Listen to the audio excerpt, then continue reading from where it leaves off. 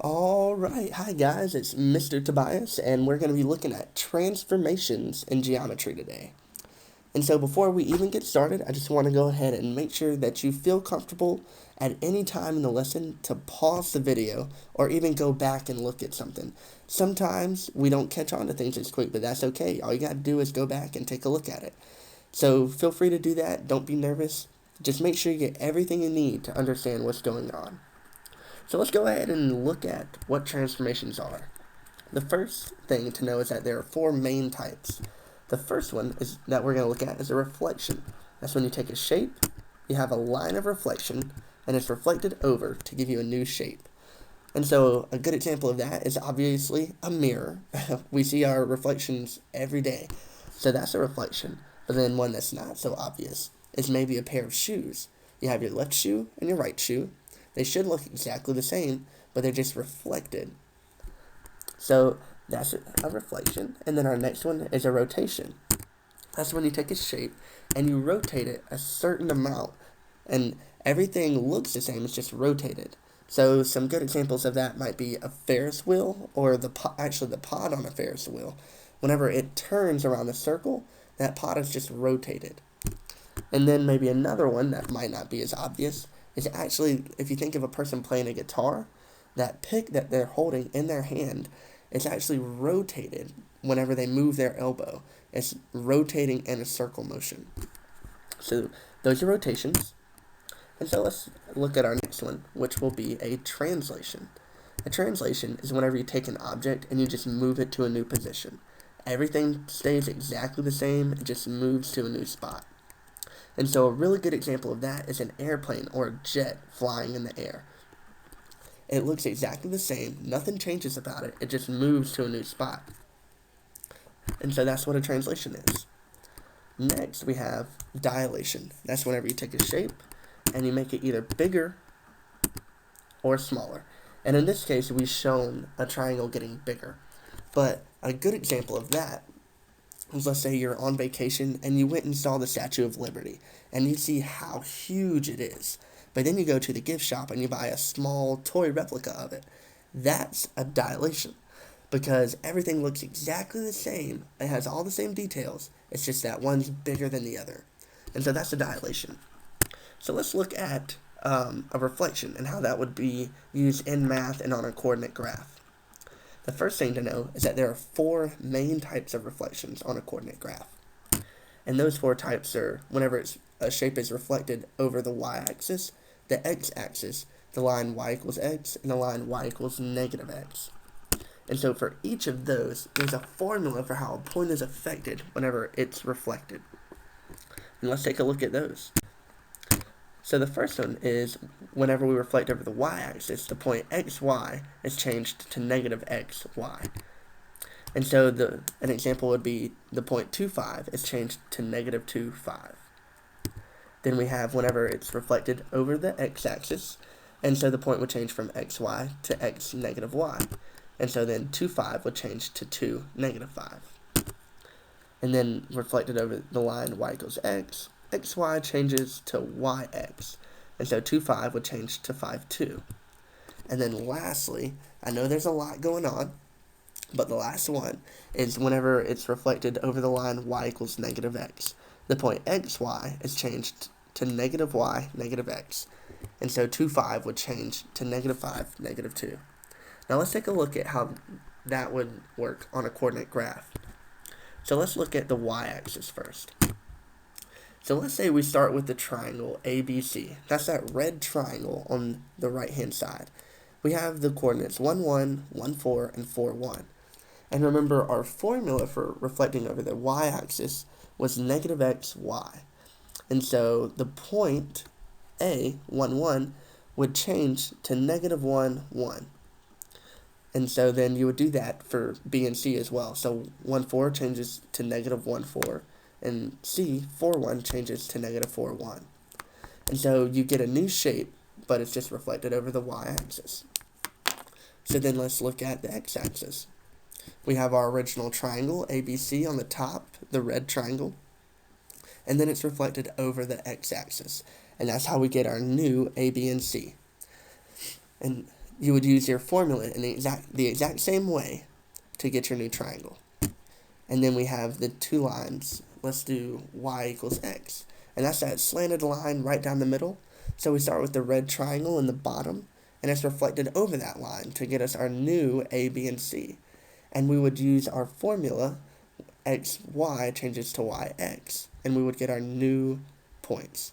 And then the last one, y equals negative x.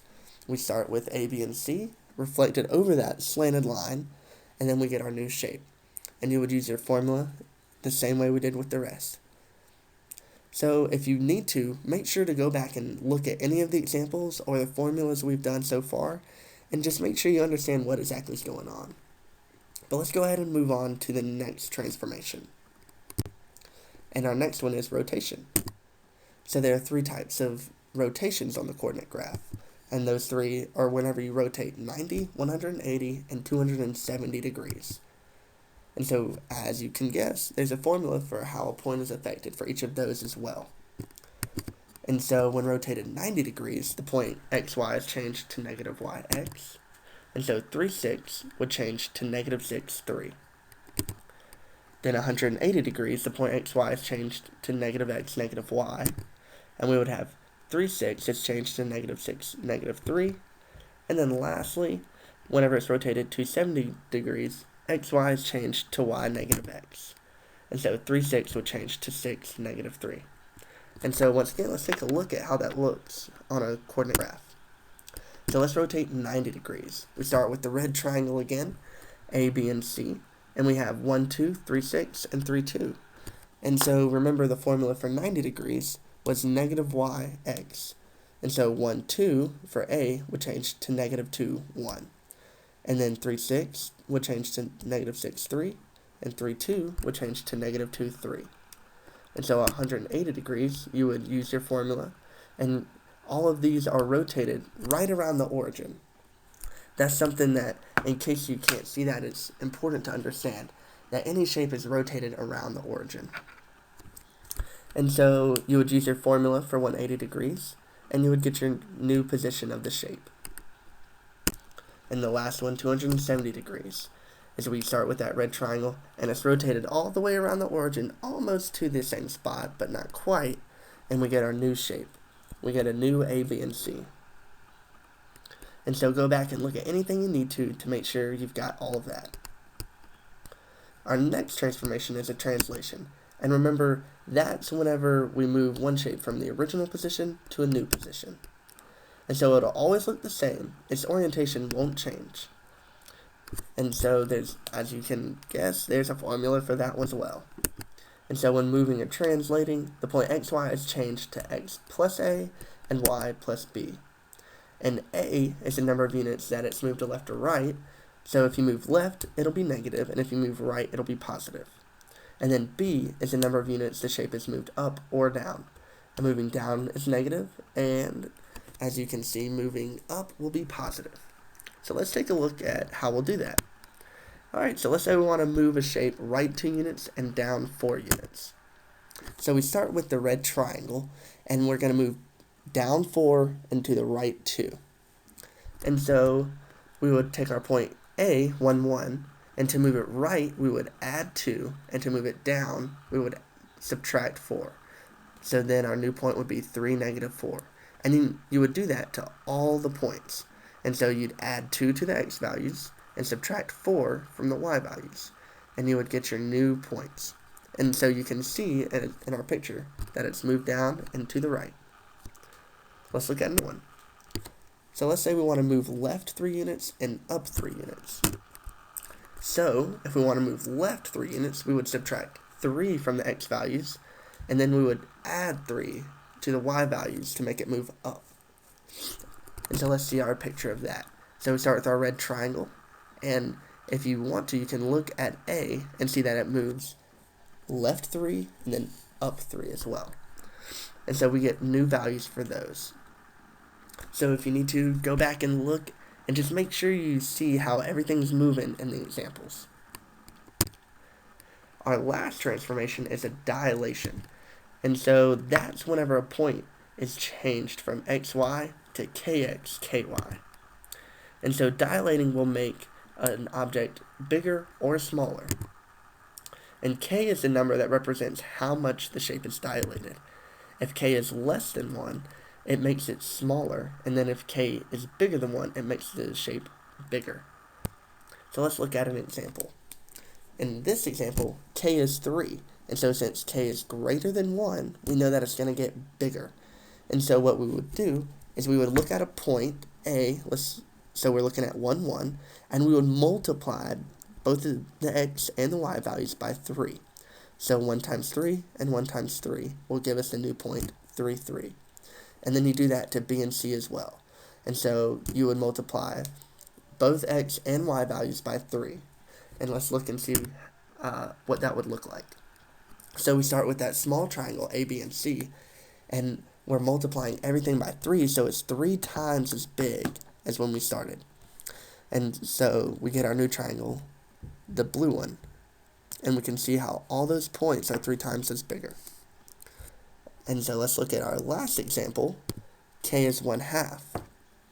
So if k is 1/2, what do you think is going to happen? It's going to get smaller, and that's because 1/2 is less than 1. And so we would take our original values. So A, B, and C, we have 4, 4, 4, 8, and 8, 4. And so we would multiply all of those by 1/2, or you could divide by 2. And so for A, we would have 4, 4, and we would multiply both of those by 1/2, and we would get 2, 2. And you do that to B and C.